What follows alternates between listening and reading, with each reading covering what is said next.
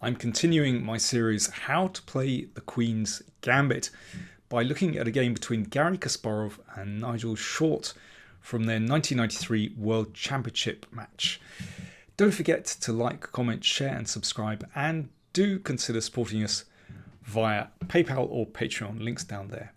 So this game has a very personal memory for me because I was one of the TV commentators during the match, and the TV studio that had been built was right behind the stage where the players were playing at the Savoy Theatre in the centre of London. So basically, if you made too much noise, then it could easily carry to the players on stage. And it was quite an intense atmosphere because the players would come into the studio almost directly after the game as well. So, you could really feel the tension. So this was game 15. Kasparov already had a significant lead in the match. Queen's Gambit declined, but still, there's a lot to play for. Still a lot of games, a 24-game match. So short, in theory, could still catch up. The players were starting to look quite tired. And here Kasparov went for the exchange variation. This is a very reliable system for white, basically because the pawn structure is fixed. So you're not going to get any nasty surprises. And white is able to develop very harmoniously. If black tries something unorthodox here, it's probably not going to be very good because basically white has developed very sensibly.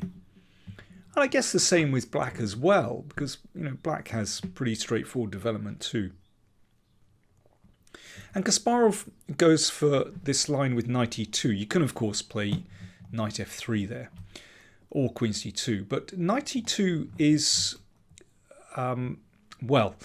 that's obviously under the influence of his mentor, Mikhail Botvinnik. Now, Botvinnik used to play this in the 1950s and 1960s. Kasparov was part of the legendary Botvinnik chess school. So the idea is that the knight on e2 gives white more flexibility in terms of strategy. You can still go for a minority attack.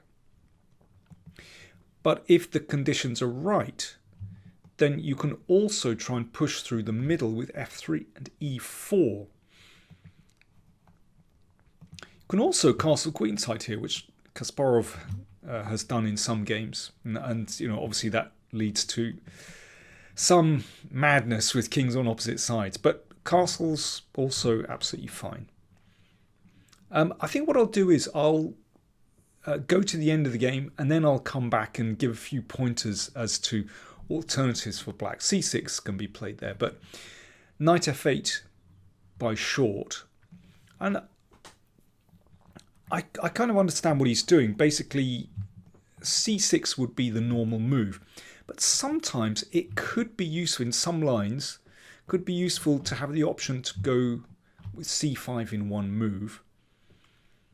So, yeah, he's trying to get a bit tricky. But Kasparov played pawn to b4, and it's an excellent move. So, one thing is that it shuts down the idea of black playing c5 ever.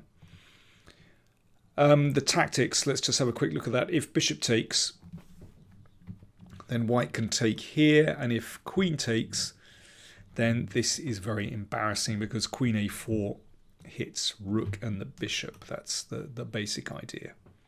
So that pawn can't be taken. And if c6, then white can push on straight away and get in this minority attack. So short played pawn to a6, just kind of holding things up for a moment. And Kasparov could just play rook b1 and later on go for a4 and b5, but instead he just played pawn to a3. Very interesting idea. So he's just holding the pawn on b4. He's making sure, c5 isn't played by black. And that gains he's gained some nice territory on the queen side without committing himself. c6, and now queen c2. Pressure on this diagonal is a very, very common theme in this exchange variation. So g6 played, blocking the bishop. And here Kasparov changes tack. So he's gained space on the queen side, very nice. And now he starts potentially to look at pushing with pawn to e4. I mean, that has to be prepared very carefully because it opens up the center, and sometimes that d pawn can be vulnerable. Sometimes it leaves squares on the king side open. So you have to be really very aware when you play f3. Knight e6 hits the bishop, bishop h4. And it turned out that this was all Kasparov's preparation, whereas Short was obviously a bit at sea. And he'd had this position previously in a game against Belyavsky, a fellow Soviet player in Moscow in 1987. Short was unaware of that. And yeah, that made life difficult. Belyavsky had played knight g7 there. Short went knight h5. Bishop takes bishop. Now queen takes looks more natural, but Short played rook takes, queen d6. I don't think it makes a huge difference to the assessment of the position. I think it's already a little bit uncomfortable for black. And now Short decided he had to do something about bringing this bishop into the game. So he played pawn to b6. Now, ultimately, White wants to push forward with e4, e5. But at the moment that would open up the d file, that pawn is vulnerable. So that's the reason rook d1 was played. So it's basically starting the protection of this pawn. Notice that with this move, Kasparov has basically turned away from queenside expansion. It's nice to have the pawn on b4. Stops black expanding, potentially with c5. But basically he's turning his attention to the centre and to the king side. Bishop b7. It's not a beautiful square for the bishop, but who knows? One day it might be able to come into play, and it does potentially bring this rook into the game. Bishop b1. Short brings the knight back to g7. This might have been the moment when a5 could be played, basically trying to distract White from the play in the middle. And even if b5 happens, then you can see that the rooks are kind of at the wrong side of the board. That it's not quite as clear as one would wish with White. But Short played knight g7, and e4 came. And this is pretty serious. You can see that now White has managed to protect that d-pawn, so there's going to be no nasty surprise here. And this is serious. Ultimately, White wants to play e5, f4, f5, and just blow open Black's king position. And once e5 comes, that's the spearhead. It reminds me of some kind of French positions or some Spanish positions when you have in the open variation. So that pawn on e5 is going to be the spearhead for the attack. And Black has to be very careful about that. So Short played rook c8. Now, that means that he's perhaps preparing to counter with c5. But the thing is, Kasparov can hold things until everything is absolutely right. Bishop a2, is a great move.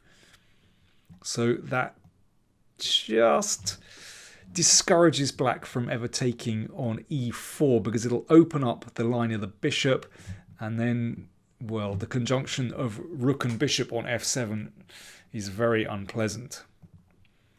Rook d7, so a bit of pressure here.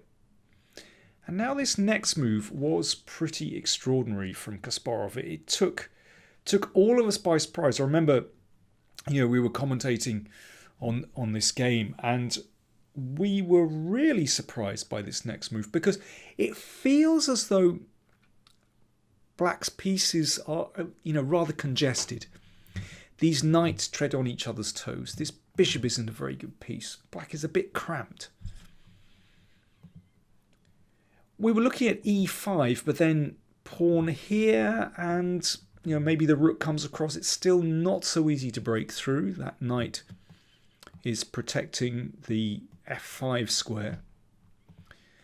But still, we were very surprised by this next move. Knight to f4. Because obviously it means that exchanging a pair of minor pieces ought to help the defense.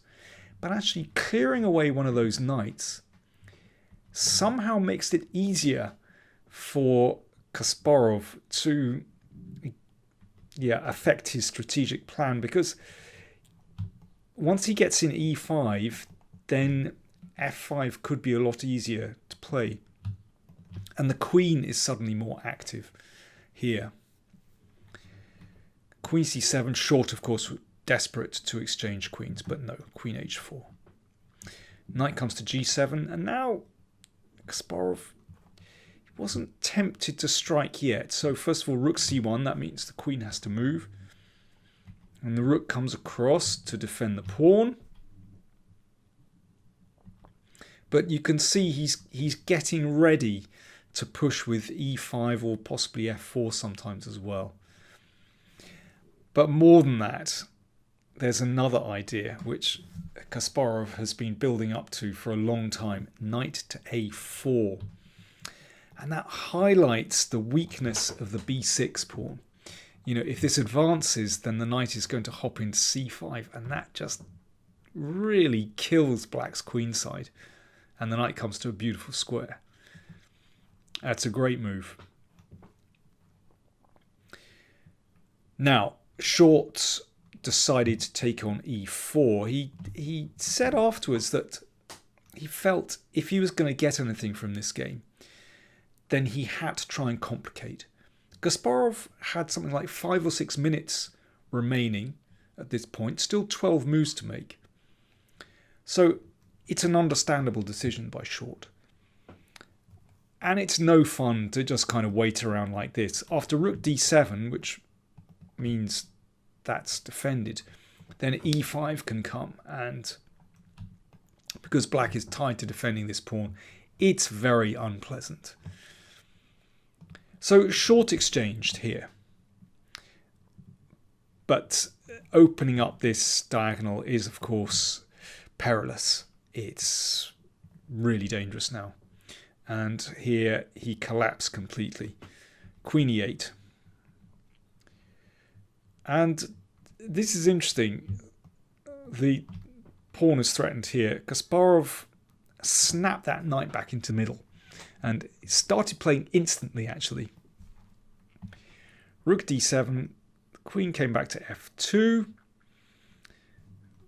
So there's just a little bit more firepower here, but actually he's preparing to push that pawn to e5 without being hassled by the knight. Here we go, e5. Ready to play the knight in. c5, Short breaks. I mean, it's impossible. Once that knight comes to e4, you can see it is absolutely deadly. So that's why c5 was played. Short wants to exchange it off, but after this, d5, it's not great. I mean, this is basically the strategic triumph for white.